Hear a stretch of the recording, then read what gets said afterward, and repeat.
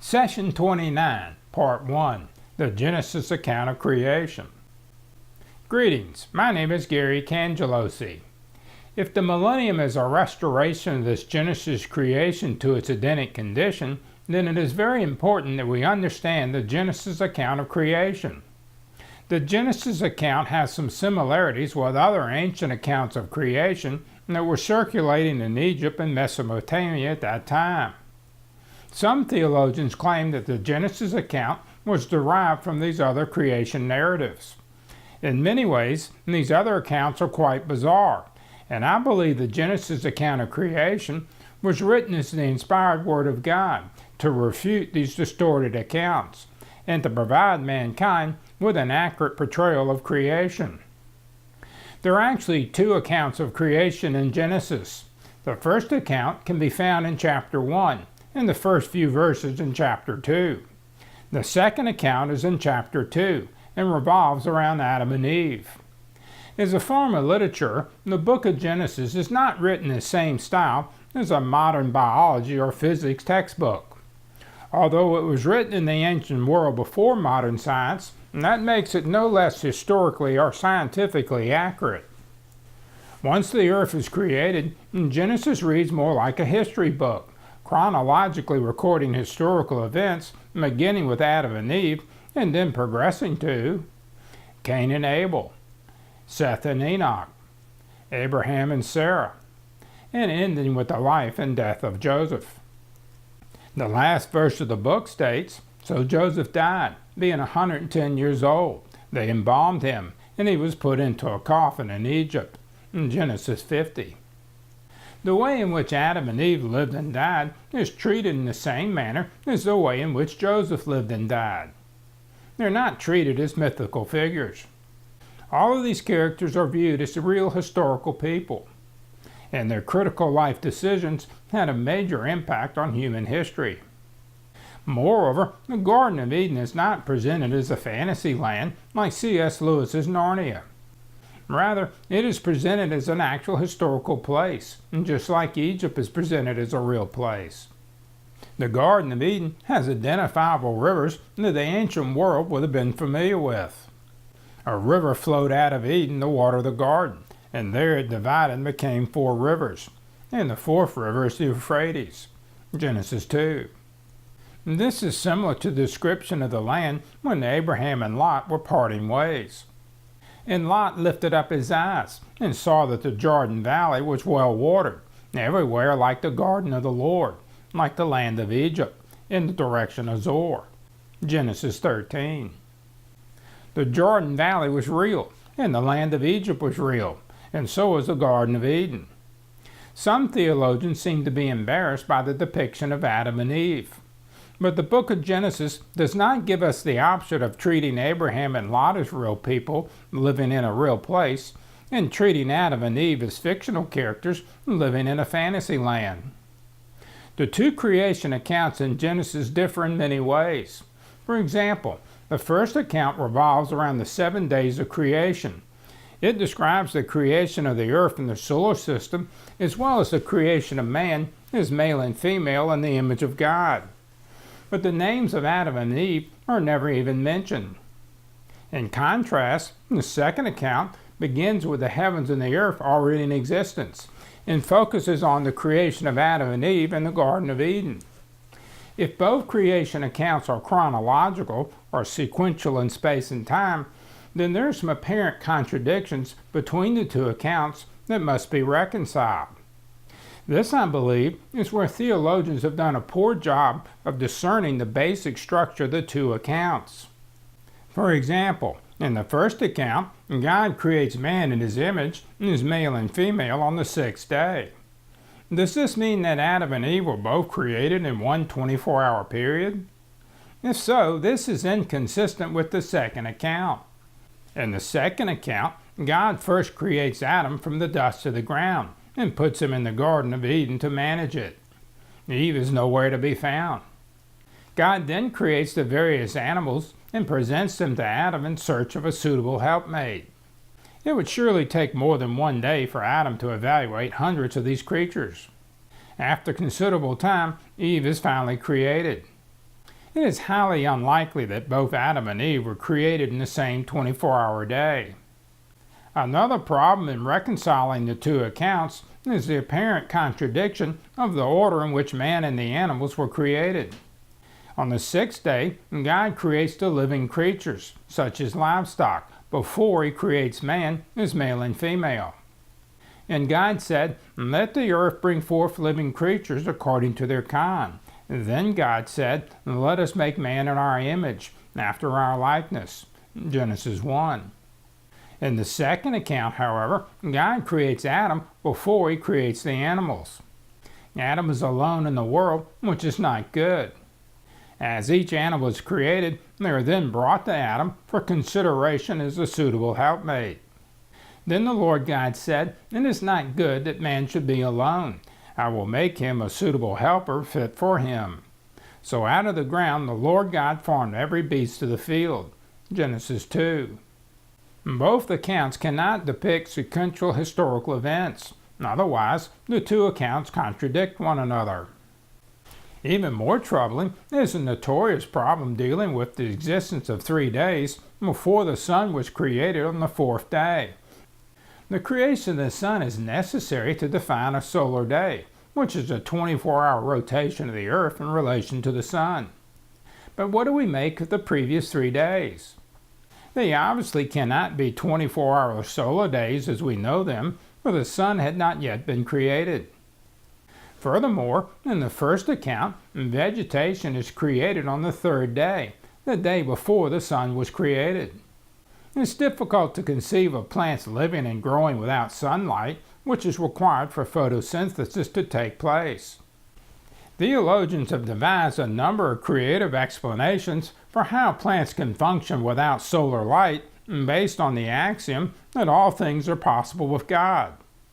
The first account surely describes the supernatural creation of the natural world by God. But I have found these explanations unsatisfactory and unnecessary.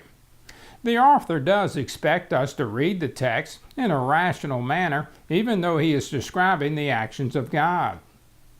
At first glance, the 7 days of creation indicate a sequence of events occurring on successive 24-hour days. But it is evident from the text itself that the sequence of events that occurs on these days is not a normal sequence of events in space and time. If plants exist before the sun is created, then the author obviously expected us to take these facts into consideration when interpreting the text.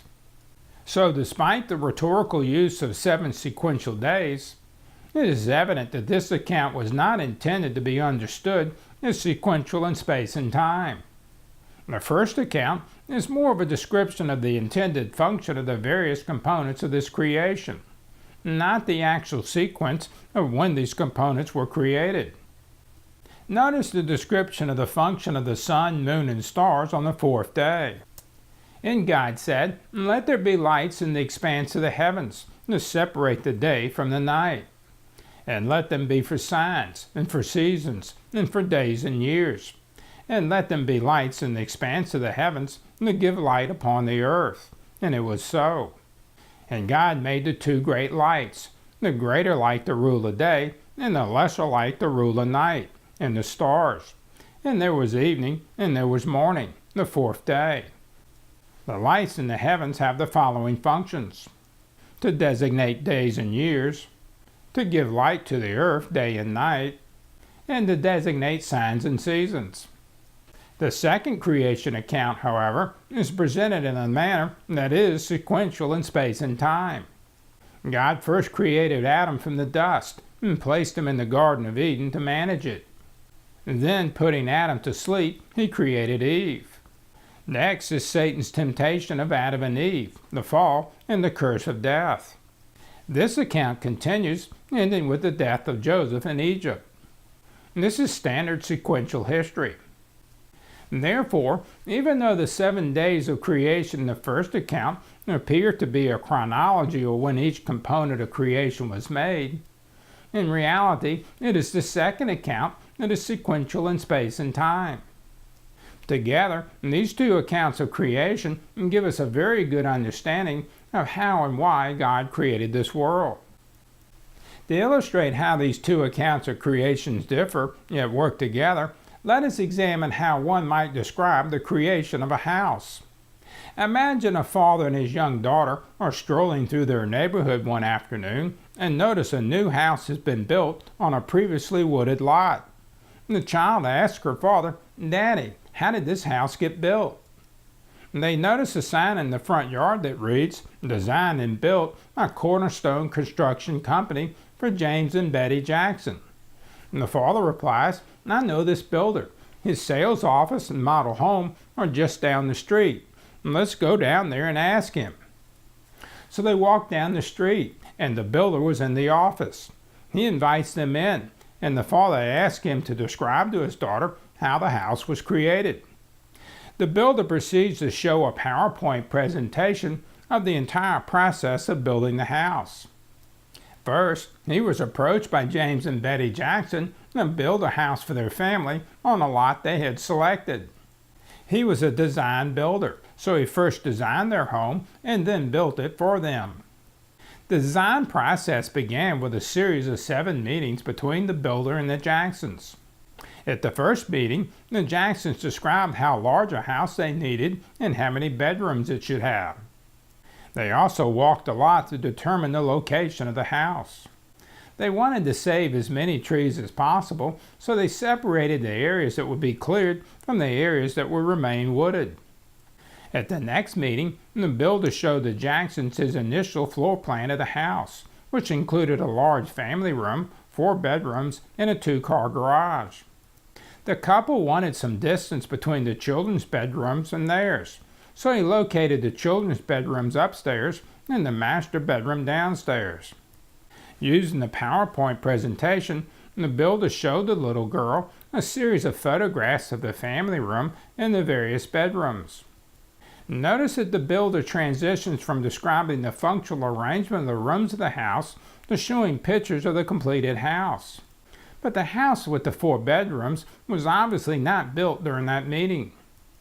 At the third meeting, the Jackson family said they wanted plenty of light in the house.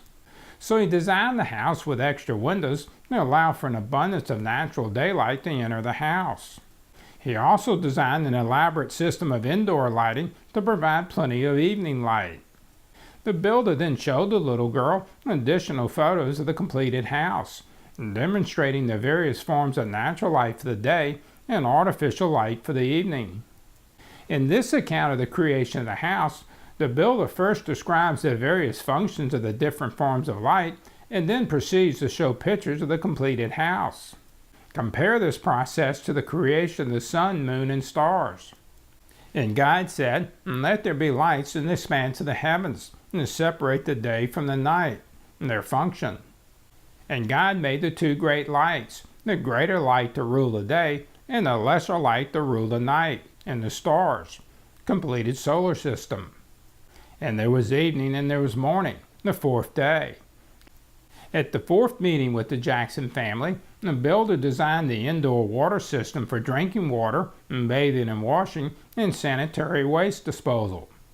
He also helped them select the plumbing fixtures for the kitchen and bathrooms.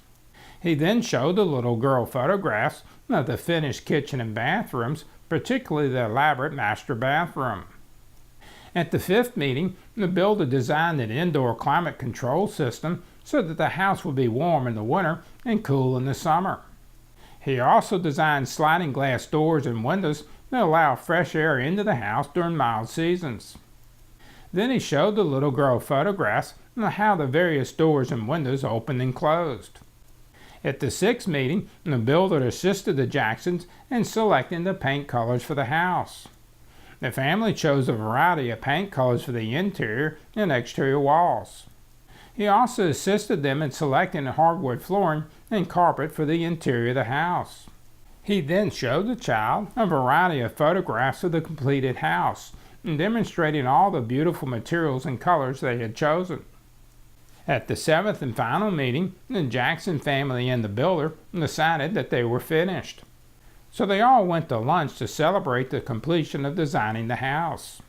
As the PowerPoint show ended, the builder leaned over and showed the child many photographs of the finished house.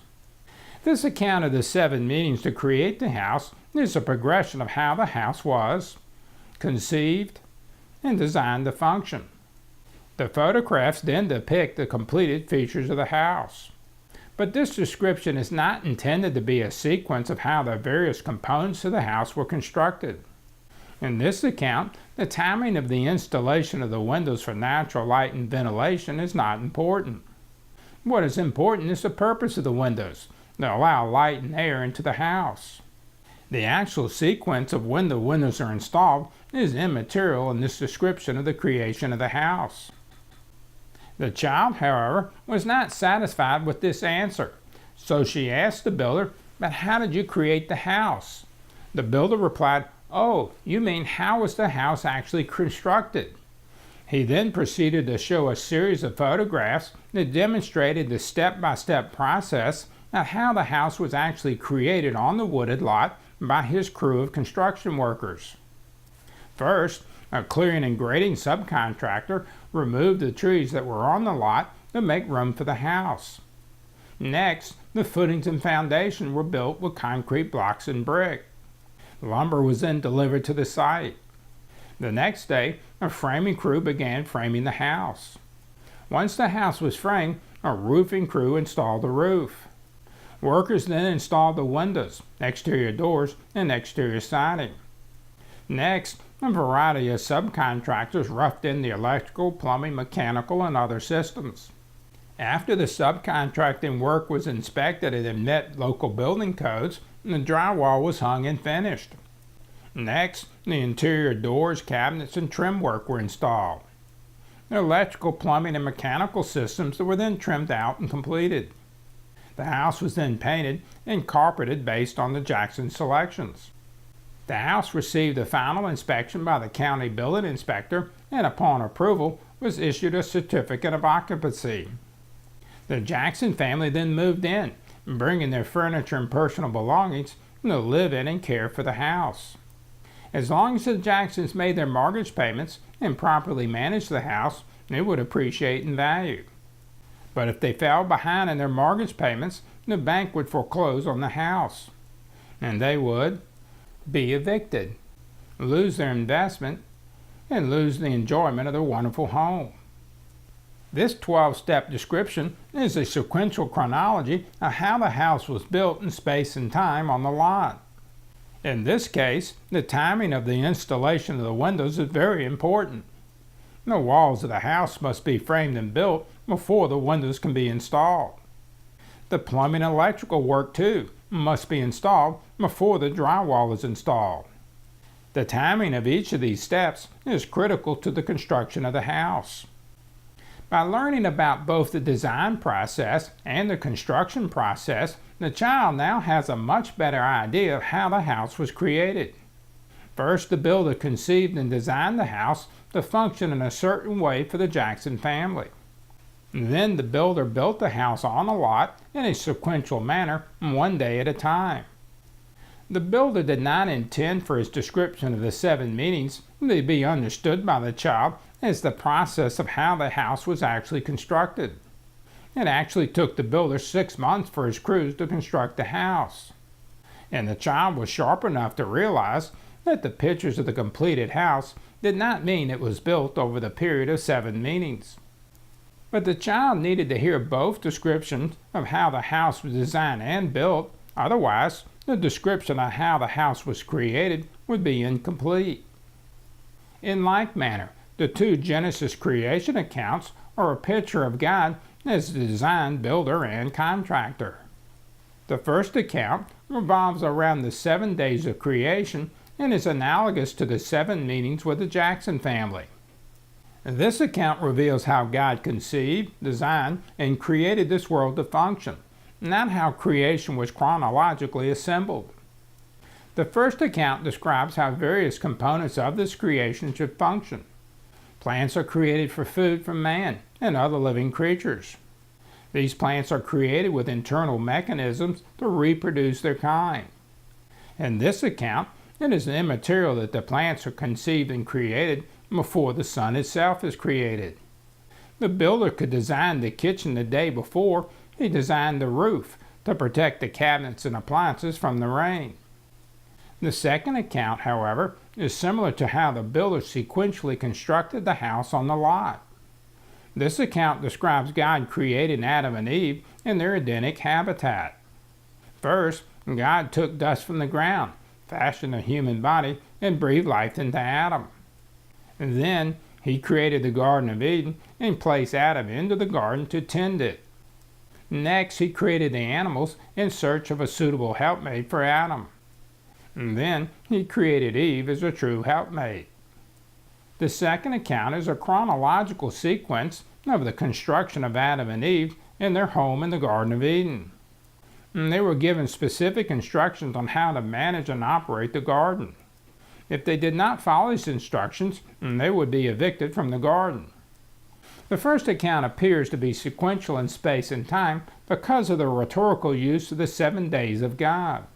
But upon closer examination, it becomes apparent that the author did not intend this account to be understood as a sequence of when the various components of this creation were created in space and time. The days are not sequential 24-hour solar days as experienced by humans. The term day is a rhetorical device announcing the completion of a design component of this creation. Most important, notice that the seventh and last day of creation was God's day of rest, not man's. So God blessed the seventh day and made it holy, because on it God rested from all his work that he had done in creation. The 7 days of creation are God's days, not man's days. Our 7-day week is a simulation of God's 7 supernatural days of creation. Remember the Sabbath day to keep it holy. 6 days you shall labor and do all your work, but the 7th day is a Sabbath to the Lord your God. For in 6 days the Lord made heaven and earth, the sea, and all that is in them, and rested on the 7th day. Exodus 20. God is not subject to 24-hour solar days. He operates outside of space and time. He must be outside of this system of solar days to be able to create it. The best way to grasp the meaning of the 7 days of creation in the first account is to illustrate and diagram its linguistic structure. The first account is much more sophisticated than critics of the Bible give it credit for. After diagramming this account, I will diagram the second account of creation in part 2 of this session. In the very first verse of the Bible, God places his builder sign over this Adamic creation. And in the beginning, God created the heavens and the earth. Genesis 1. This statement is similar to the claim on the sign in front of the Jackson house that read, designed and built by Cornerstone Construction Company. The Jackson house did not build itself. It was conceived, designed, and built by an intelligent human being. Contrary to the assertions of Darwinian evolution, nature did not create this world. And this creation was not fashioned from pre-existing materials that are visible. In all likelihood, the writer to the Hebrews were familiar with the teachings of the Greek philosopher Epicurus, who lived from 341 to 270 BC, which had been popularized in the Roman world by Lucretius, who lived from 99 to 55 BC. Epicurus postulated that nature created nature in an evolutionary process that did not involve the gods or any supernatural powers. He only believed in the natural world. There was no spiritual or supernatural world. The writer to the Hebrews was likely refuting the Epicurean view of evolution when he said, "The universe was created by the Word of God, so that what is seen was not made out of things that are visible." Hebrews 11. God created the world. Nature did not create itself. Just as a house does not design and build itself, Hebrews teaches that this creation did not create itself. An intelligent spiritual being with immense power designed and built this creation. After posting the sign announcing God as the design builder of this creation, the first creation account continues. The earth was without form and void, and darkness was over the face of the deep, and the Spirit of God was hovering over the face of the waters. This creation may have been created by and through the Son of God, but the Holy Spirit also played a crucial role. The Holy Spirit, a supernatural person and power, creates the natural world out of nothing. The creation of the heavens and the earth is, by definition, a miracle or supernatural event. And this can be diagrammed as follows. The earth is without form, and darkness is over the face of the deep. Or, the Spirit of God hovers over the face of the deep waters. The description of the first day of creation continues. And God said, "Let there be light," and there was light. And God saw that the light was good. And God separated the light from the darkness. God called the light day, and the darkness he called night. And there was evening, and there was morning, the first day. Darkness becomes light separated from darkness. Light is called day, and darkness is called night. The first day is now complete. Below is a composite description illustrating the first day of creation. The Spirit of God hovers over the darkness, or the face of the deep waters, with the darkness becoming light and day, or darkness and night. The second day of creation follows. And God said, "Let there be an expanse in the midst of the waters, and let it separate the waters from the waters." And God made the expanse and separated the waters that were under the expanse from the waters that were above the expanse. And it was so. And God called the expanse heaven. And there was evening, and there was morning, the second day.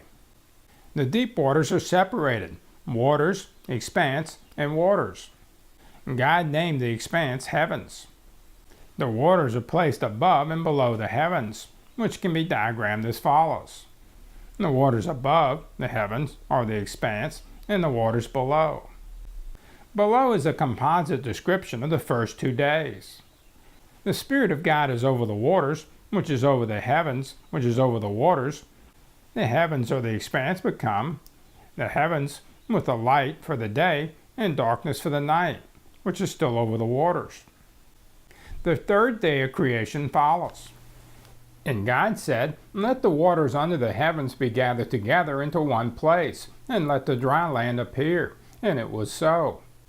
God called the dry land earth, and the waters that were gathered together he called seas. And God saw that it was good.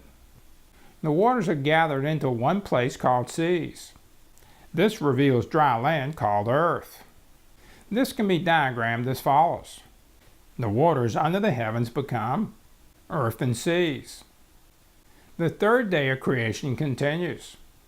And God said, "Let the earth sprout vegetation, plants yielding seed, and fruit trees bearing fruit, in which is their seed, each according to its kind on the earth." And it was so. The earth brought forth vegetation, plants yielding seed according to their own kinds, and trees bearing fruit, in which is their seed, each according to its kind. And God saw that it was good, and there was evening and there was morning, the third day. The earth produces vegetation, plants and trees. The plants produce seeds, and the trees produce fruit that contains seeds. These seeds germinate and reproduce the same kind of vegetation as the original plants and trees. And vegetation is over the earth, which becomes seed over the earth, which becomes the same kind of vegetation over the earth. Because of these internal mechanisms of reproduction, God does not have to continue creating this vegetation. A composite description illustrating the first 3 days of creation follows. The earth and the seas becomes, the earth contains vegetation. Next is the fourth day of creation. And God said, "Let there be lights in the expanse of the heavens to separate the day from the night. And then let them be for signs and for seasons, and for days and years. And let them be lights in the expanse of the heavens to give light upon the earth." And it was so. And God made the 2 great lights, the greater light to rule the day, and the lesser light to rule the night, and the stars. And God set them in the expanse of the heavens to give light on the earth, to rule over the day and over the night, and to separate the light from the darkness. And God saw that it was good, and there was evening, and there was morning, the fourth day. The expanse of the heavens now contains lights. The greater light of the sun, and the lesser light of the moon, and the stars. The lights separate day from night, and the greater light rules the day, and the lesser light and stars rule the night. The lights function as signs, seasons, days, and years. The composite description illustrating the 4 days of creation follows. The heavens now contain the sun, the moon, and the stars. Next, on the 5th day of creation, and God said, "Let the waters swarm with swarms of living creatures, and let birds fly above the earth across the expanse of the heavens."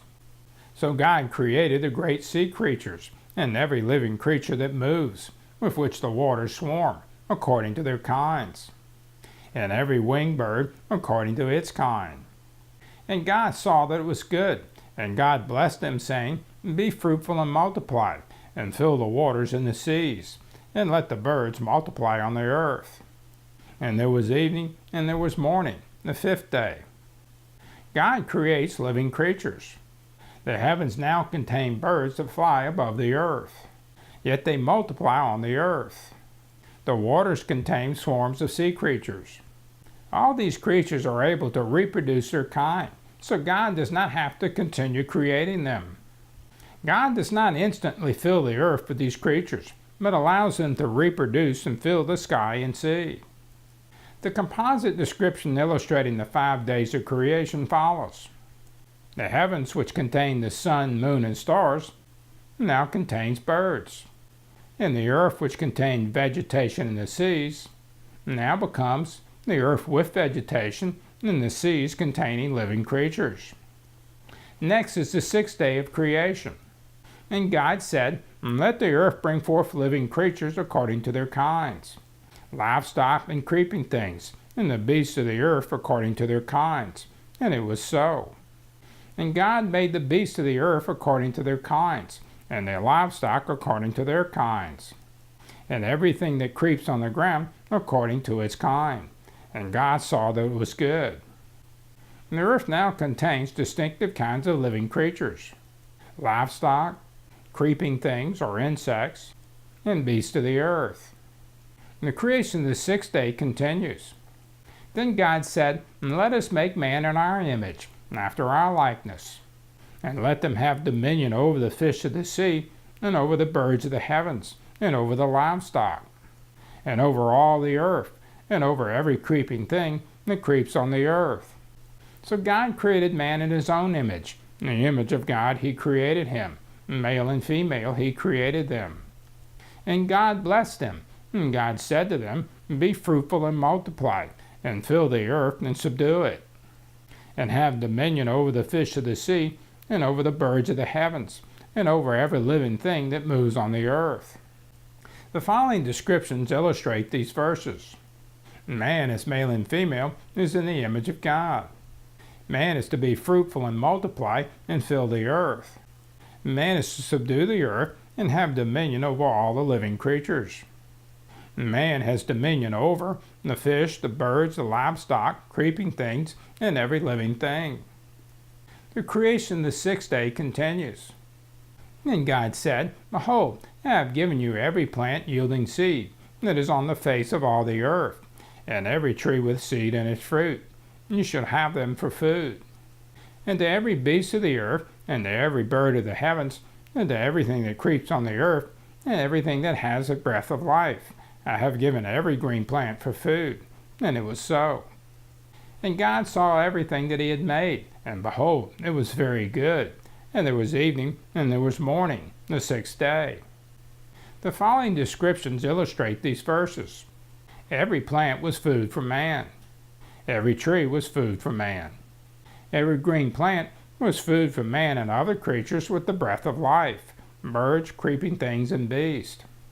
Notice that all these living creatures receive their nourishment from vegetation, not from eating other creatures. Even the birds do not eat insects, only plants. Because all these plants and creatures have internal reproductive systems and can recreate their own kind, And God does not need to continue creating plants and creatures to fill the earth. He can now rest from his work of creation. This brings us to the seventh day of creation. Thus the heavens and the earth were finished, and all the hosts of them. And on the seventh day God finished his work that he had done, and he rested on the seventh day from all his work that he had done. So God blessed the seventh day and made it holy, because on it God rested from all his work that he had done in creation. The following descriptions illustrate these verses. The creation of the heavens and earth was the work of God. The heavens and the earth are now fully created, and God is finished working. God rests. God blesses the seventh day and declares it holy, because on that day he rested from all the work he had done in creation. The composite description illustrating all 7 days of creation follows. The Spirit of God becomes, and God rests over the waters in the expanse, over the heavens, which contain the sun, moon, and stars, and birds. Over man is male and female, who is over the earth with vegetation and living creatures, and the seas with its creatures. This account of creation develops in a sequential manner, but is not sequential in space and time. And that is why the creation of the vegetation can be described before the creation of the sun and moon. When diagrammed in this manner, it becomes evident that this ancient account of creation is structured in a sophisticated arrangement that is quite remarkable. Notice that this first account ends with the waters above the expanse of the heavens. And this water canopy probably served as a protective atmospheric layer against the intensity of the sun that created a beneficial greenhouse effect on the earth. And this layer of water was probably destroyed after the flood. In the account of the flood, the water that covered the earth came from 2 sources. In the 600th year of Noah's life, in the 2nd month, on the 17th day of the month, on that day, all the fountains of the great deep burst forth, and the windows of the heavens were opened, and rain fell upon the earth 40 days and 40 nights. In Genesis 7. The earth was flooded by a combination of water from below the earth's surface and the water from the expanse of the heavens. Before the flood, the greenhouse effect of this layer of water would have made the sun less intense and the vegetation much more productive. But after the flood, the vegetation lost so much nutritional value that God introduced the meat of animals to mankind's diet. And God blessed Noah and his sons and said to them, "Be fruitful and multiply and fill the earth. Everything that lives shall be food for you." In Genesis 9. Before the flood, I imagine people would have been able to work outdoors all day without getting sunburned.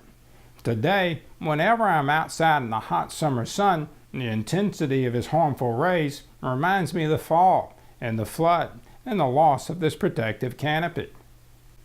The first account of creation describes how the various components of this creation were designed to function. The sun, moon, and stars separate the night from the day. They function as signs, seasons, days, and years. And vegetation and living creatures are designed with internal mechanisms to reproduce themselves. Vegetation provides sustenance to mankind and the other living creatures. Mankind is to rule over this creation on God's behalf. And this account is not intended to give us an exact sequence of when these components were created. And the second account of creation, however, does provide a sequential description of the creation of man and the other living creatures.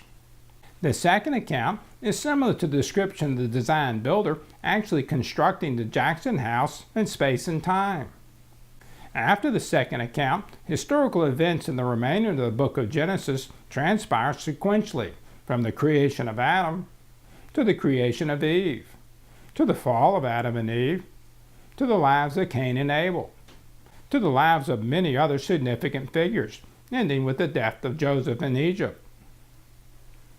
In part 2 of this session, I will demonstrate how this second account is sequential in space and time. Thank you for watching this session.